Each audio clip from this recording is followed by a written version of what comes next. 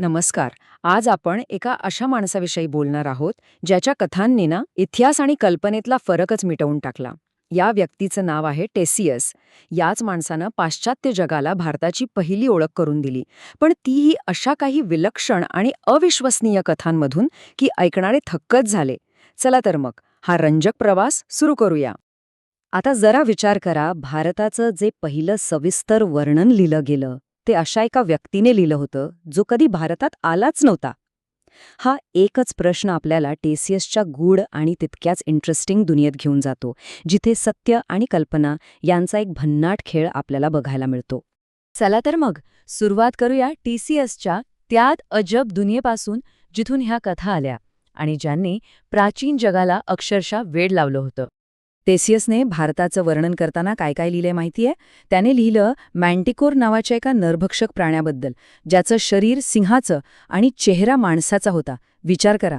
मग त्याने सांगितलं सोनं खोदणाऱ्या मोठ्या मुंग्यांबद्दल, आणि हे ऐकून तर अजूनच आश्चर्य वाटेल.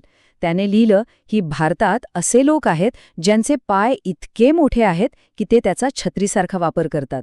याच सगळ्या कथांमुळे पाश्चात्य जगात भारताची एक प्रतिमा बनली, अफाट संपत्ती, अजब प्राणी आणि मसाल्यांचा देश. मग प्रश्न हाच आहे की एवढ्या विलक्षण कथा जगाला सांगणारा हा प्राचीन कथाकार होता तरी कोण? ह्या भागात आपण टेसियसला जरा जवळून ओळखूया. तो फक्त एक कथाकार नव्हता. तो पर्शियन राजदरबारातला एक मोठा माणूस होता, ज्याच्याकडे आतली खबर असायची. तर टेसियस हा इसवी सन पूर्व 5व्या शतकातला एक ग्रीक डॉक्टर आणि इतिहासकार होता. तो नायडस नावाच्या शहरातून आलेला, जे शहर त्या काळात वैद्यकीय शिक्षणासाठी खूप प्रसिद्ध होतं. आणि गंमत म्हणजे त्याच्या आयुष्याचा बराचसा काळ पर्शियन साम्राज्याच्या राजदरबारात एक शाही वैद्य म्हणून गेला. त्याच्या आयुष्याचा प्रवासही खूप इंटरेस्टिंग आहे.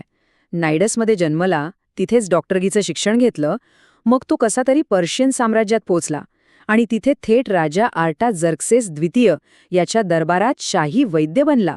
म्हणजे तो क्युनाक्साच्या लढाईसारख्या मोठमोठ्या ऐतिहासिक घटनांचा साक्षीदार होता. आणि मग पर्शियामध्ये इतकी वर्ष घालवल्यावर तो परत ग्रीसला गेला आणि तिथे त्याने आपले सगळे अनुभव लिहायला घेतले. आता बघूया त्याचं पर्शियावरचं सगळ्यात महत्त्वाचं काम.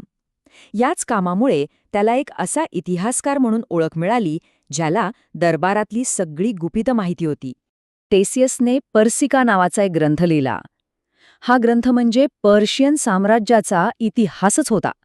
यात त्याने असिरियन आणि मेडियन इतिहासापासून ते पर्शियन साम्राज्याचा उदय, तिथल्या राजांची आयुष्य, दरबारातले डावपेच आणि युद्ध या सगळ्याबद्दल अगदी सविस्तर लिहिलं होतं. यामुळे त्याची ओळखच बदलून गेली. आणि त्याचा दावा काय होता माहितीये? तो म्हणायचा की माझी सगळी माहिती पर्शियन शाही रेकॉर्ड्स आणि माझ्या स्वतःच्या अनुभवांवर आधारित आहे. ह्याच दाव्यामुळे तो त्या काळातल्या इतर इतिहासकारांपेक्षा खूप वेगळा ठरला, कारण त्याच्याकडे आतली माहिती होती. पण त्याच्या सगळ्यात प्रसिद्ध कामाबद्दल म्हणजे इंडिकाबद्दल एक जबरदस्त ट्विस्ट आहे. टेसियसने पर्शियन राजदरबारात 1-2 नाही तर तब्बल 17 वर्ष घालवली होती. इतका मोठा काळ म्हणजे तो आता पूर्णपणे इन्सायडर बनला होता. दरबारातल्या सगळ्या गुप्त गोष्टी, दूरदूरून येणाऱ्या प्रवाशांच्या गप्पा, हे सगळं तो ऐकत होता. पण सगळ्यात मोठी आश्चर्याची गोष्ट ही आहे की भारतावर इतकं सविस्तर लिहिणारा हा माणूस प्रत्यक्षात कधी भारतात आलाच नव्हता. त्याने भारताच्या भूमीवर एकदाही पाऊल ठेवलं नाही. मग प्रश्न पडतो की त्याने भारताविषयी लिहिलं तरी कसं? तर त्याने एक वेगळीच पद्धत वापरली. पर्शियन दरबारात येणाऱ्या व्यापारी आणि प्रवाशांशी तो बोलायचा. दरबारातल्या गप्पाटप्पा आणि कथा ऐकायचा. सैनिकांकडून त्यांचे अनुभव जाणून घ्यायचा. आणि ह्या सगळ्या ऐकीव माहितीमध्ये स्वतःच्या कल्पनेची मस्त फोडणी देऊन त्याने इंडिका हा ग्रंथ तयार केला. आता पाहूया की टेसियसच्या या लेखनाचा वारसा कसा आहे. म्हणजे खरं आणि खोटं यांचे एक अजब मिश्रण. जेव्हा टेसियसची तुलना त्याचा समकालीन इतिहासकार हिरोडोटसशी केली जाते, तेव्हा फरक लगेच कळतो. बघा, हिरोडोटसने स्वतः प्रवास करून माहिती गोळा केली, तर टेसियस पर्शियन दरबारात बसून ऐकलेल्या गोष्टींवर अवलंबून राहिला. त्यामुळे झालं काय की टेसियसच्या कथा वाचायला खूप रंजक वाटतात, पण त्यांची विश्वासार्हता खूपच कमी आहे. म्हणूनच टेसियसचा वारसानं दुहेरी मानला जातो. एकीकडे इतिहासकार त्याच्यावर डोळे झाकून विश्वास ठेवत नाहीत, कारण त्याच्या लिखाणात खूप अतिशयोक्ती आहे, काल्पनिक प्राणी आहेत. पण दुसरीकडे त्याचं काम खूप महत्वाचंही आहे. का? कारण त्यातून आपल्याला पर्शियन दरबारातलं जीवन कसं होतं याची एक झलक मिळते. आणि सगळ्यात महत्त्वाचं म्हणजे पाश्चात्य जगाला भारताची जी पहिली ओळख झाली ती त्याच्याच कथांमधून झाली. जरी ती काल्पनिक असली तरी त्याने लोकांच्या कल्पनेला शतकानुशतके आकार दिला. म्हणजे मुद्दा हा आहे की टेसियसचं लिखाण ऐतिहासिकदृष्ट्या 100% खरं असो वा नसो, ते आपल्याला त्या काळातल्या लोकांच्या कल्पनाशक्तीची, ते जगाकडे कसं बघायचं याची एक अमूल्य खिडकी उघडून देतं. आणि जाता जाता एक विचार मनात येतो.